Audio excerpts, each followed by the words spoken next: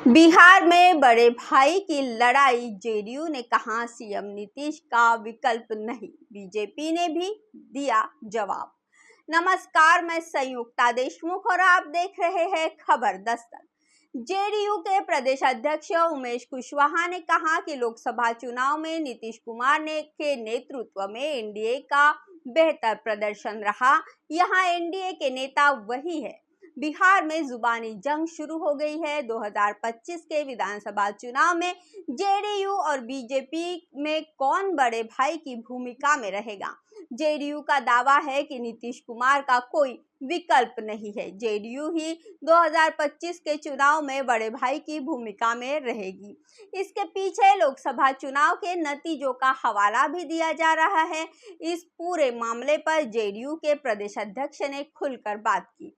इस सवाल पर कि 2025 के बिहार विधानसभा चुनाव में एनडीए में बड़े भाई की भूमिका में जेडीयू या फिर बीजेपी रहेगी। 2024 के लोकसभा चुनाव में बीजेपी 17 और जेडीयू 16 सीटों पर चुनाव लड़ी थी। 2020 के विधानसभा चुनाव में एनडीए में बीजेपी के सबसे ज्यादा विधायक जीते थे।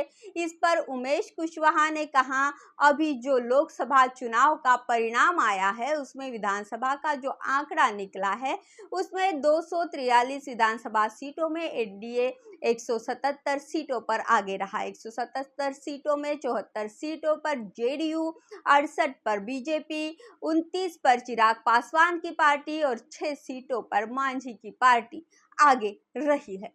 उमेश कुशवाहा ने कहा कि इसके अनुसार देखा जाए तो सबसे ज्यादा विधानसभा सीटों पर जेडीयू ही आगे रही है।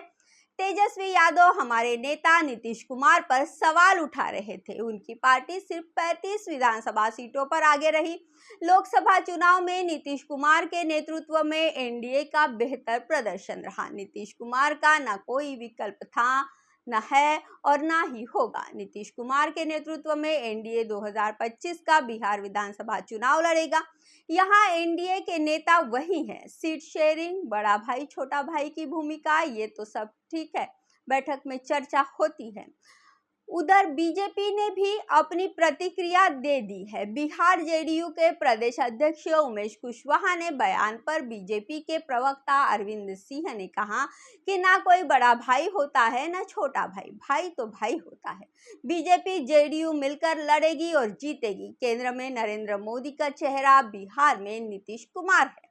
बता दें कि 2020 के बिहार विधानसभा चुनाव में एनडीए में जेडीयू 122 और बीजेपी 121 सीटों पर लड़ी थी। बीजेपी ने अपने कोटे से 11 सीटें मुकेश साहनी की पार्टी वीआईपी को दे दी थी। वहीं जेडीयू ने अपने कोटे से 7 सीटें जीतन राम मांझी की पार्टी को दी थी। इस बार देखना होगा कि सीट शेयरिंग का फॉर्मूला क्या होता है। इस वीडियो में इतना ही। वीडियो अगर आपको अच्छी लगी हो तो शेयर कर दीजिए। हमारे चैनल खबर दस्तक को सब्सक्राइब कर दीजिए और अगर कोई सुझाव देना चाहते हैं तो कमेंट बॉक्स में जरूर दीजिए। नमस्कार।